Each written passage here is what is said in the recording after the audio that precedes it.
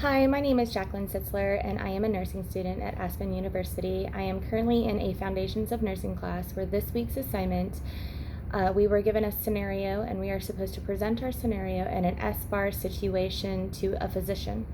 I will first read the scenario, give you the pertinent information, and then do a little demonstration with my physician here. And then we will talk about the extra findings that we do after. So we'll start off with my patient is Margie Colby. She is a 25-year-old primipar in the recovery room after a low forceps delivery of a 9-pound, 2-ounce term male. Although this was an unplanned pregnancy, Margie and her husband adjusted to the idea and are now very excited about being parents. Margie plans to breastfeed the baby. 45 minutes after delivery, Margie's vital signs were blood pressure of 100/60, pulse of 88, and respiration rates of 16. Her fundus is firm and is at a level of umbilicus.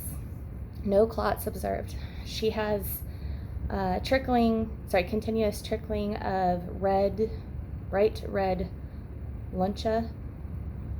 No change in perineal edema. Ice packs applied. The peri pads changed. After a while, peri pads and chucks weighed, indicating 300 cc's of blood loss. 15 minutes later, the fundus is massaged and remains firm at the umbilical level and midline. A consistent and additional 200 cc blood loss.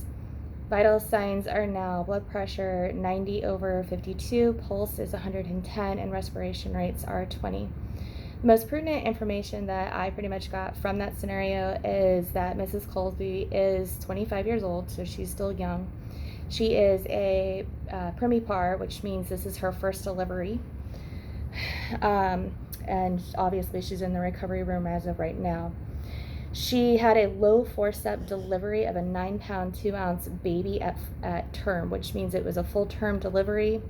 It was a bigger size baby than most normal, and just the low forceps mean that they actually had to use forceps to go in and try to deliver the baby, but they didn't have to go in too far. It was just right there at that lower level. The pregnancy was unplanned, which means that she may or may not actually have done all of the medications needed throughout the entire pregnancy, so that we can take that into effect. Also, that she plans on breastfeeding afterwards, so whatever medications we decide to give her after talking to the doctor needs to be geared towards being safe enough to pass the breast milk barrier. 45 minutes ago after delivery, her vital signs were 100/60, respiration 16 or 88, respiration rate 16, pulse was 88. Fundus is firm, which is normal, that it's supposed to be firm up to an hour after delivery, and it doesn't decrease for actually several days, so that's fine, that's good. Trickling red, luncha bud with no blood clots, that's actually normal after delivery, so I think that was good information to have. No changes in the peritoneal edema, ice packs applied, so obviously there's going to be swelling because she had a baby. Ice packs is just what the nurse did to apply or help with that. The peri-pad chucks weighed at 300 cc's, so I kept that as pertinent information. 15 minutes later, it showed that the vital signs were 90/52, pulse is 110, respiration rates is 20. The fundus still is firm, which is good, it's normal, but it looks like it's actually dropping from the umbilicus down to the midline level. And the peri-pad and chucks weight indicated a 200 cc blood loss. I thought the two of the blood losses are very prudent because both of them together indicates that the patient lost 500 cc's of blood within an hour. So now I'm going to do my scenario where I call my physician, and I'm going to go ahead and call him. So, ring, ring. Hello. Hello, Dr. Sitzler. My name is Jackie, and I am calling about Mrs. Colby from the recovery room. The patient's vital signs have declined significantly in the last 15 minutes. Mrs. Colsey is a 25-year-old Premapart who delivered a 9-pound, 2-ounce baby boy at full term with low forceps. The pregnancy was unplanned. She does plan on breastfeeding afterwards. No labs were actually drawn previously to the delivery or after the delivery. Patient is in code status blue. Her vitals, or her blood pressure has decreased from 160 to 90 over 52. Her pulse has increased over 88 to 110. Her respiration rates have increased from 16 to 20. Her fundus still remains firm after delivery. Ice packs were given for her perineal edema, and we have weighed her peri pads and chucks 45 minutes after delivery at 300 cc's, and then again at 15 minutes after delivery with 200 cc's after being changed, for a total of 500 cc's blood loss 1 hour after delivery.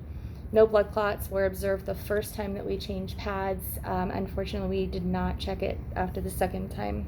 I recommend that you need to come down here and see the patient and do your own self-exam. Also talk to the patient and her family about any concerns they may have. I think she's experiencing some postpartum hemorrhaging. And do you think that we need any orders on the patient or anything else that we need to do? Okay, well, how about I see you in Miss Colby's room and we can roll out the 4 T's. Let's go ahead and order blood work and check out her hemoglobin and hirsutate levels. Okay. Depending upon her labs, we might order some iron. While we're at it, let's put in an order for oxytocin, 20 units with a 1L-NS infused at 400 milliliters an hour drip for blood loss. Okay, so you want us to go ahead and put an order in for hemoglobin and hemostats level, and then also an order for the oxytocin, 20 milligrams with 1 liter of normal saline infused, 400, you said milliliters? That's correct. 400 milliliters per hour drip for blood loss. Okay, I will see you in the patient's room. Thank you so much, Dr. Sitzler. Okay, my thoughts in regards to the SBAR that I gave Dr. Sitzler was I thought it went pretty well. I did find it quite interesting that our patient's levels had decreased so fast, even though she really wasn't, I mean, she's had a lot of blood loss, but there's no pre-existing order for patients actually hemorrhaging after having delivering a child, especially with forceps. I also did find it quite interesting that there was no order of an actual antibiotic on hand for this patient, because normally during deliveries, if a patient or physician has to insert anything into the vaginal area, they like to order at least an antibiotic for the time being. So I was quite surprised to find out that there were no previous orders already standing for this patient. My additions that I would have added to the SBAR was, if I actually was with the patient, I would have assessed her pain levels. I would have assessed her temperature, her level of consciousness. I would have tried to assess her skin levels, her mental status. I wanted to check the edema again, see if she had maybe swelled even more or if the swelling was kind of going down a little bit. We assessed the color of the blood the first time around, but we didn't really assess it the second time, nor did we actually check for blood clots the second time. So I would have done that as well.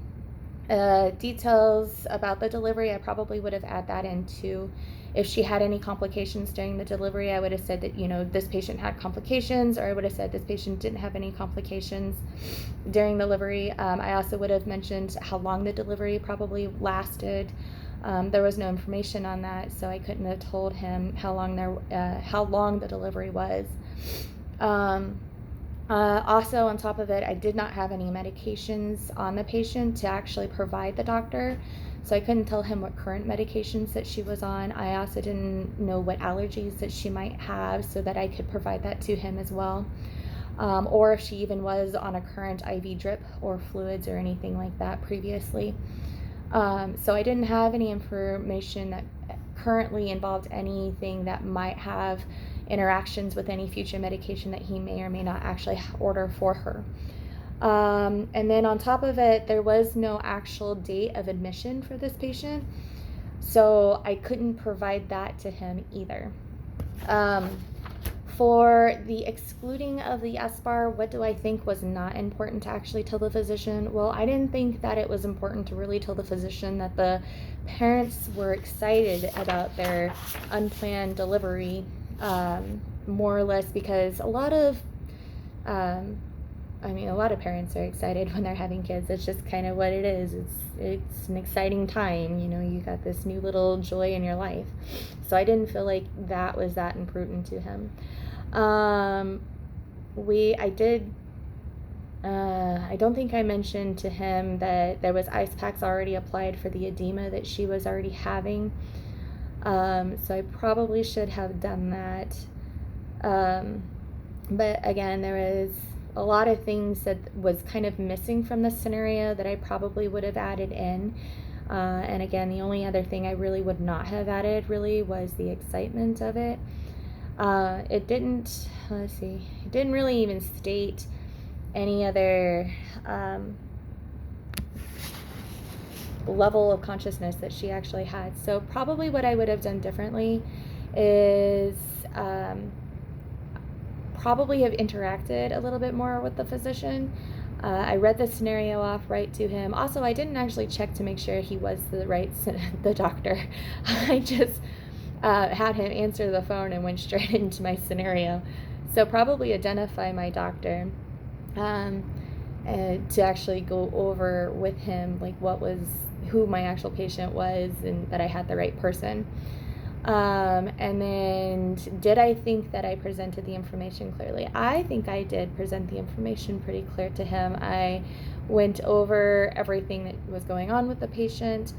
The only thing that was kind of awkward was I felt it was hard for me to not diagnose the patient as what is actually currently going on, and I'm not sure if as a nurse we're supposed to be giving what our opinion is of the diagnosis, considering that we have our own diagnoses to give the patient, and actually go off of, but we're not supposed to medically diagnose a patient. So I gave him what my recommendations were of what I thought was actually going on, and I kind of just left it up to him to either finish with the orders that I was thinking of or coming up with his own medications, and things like that.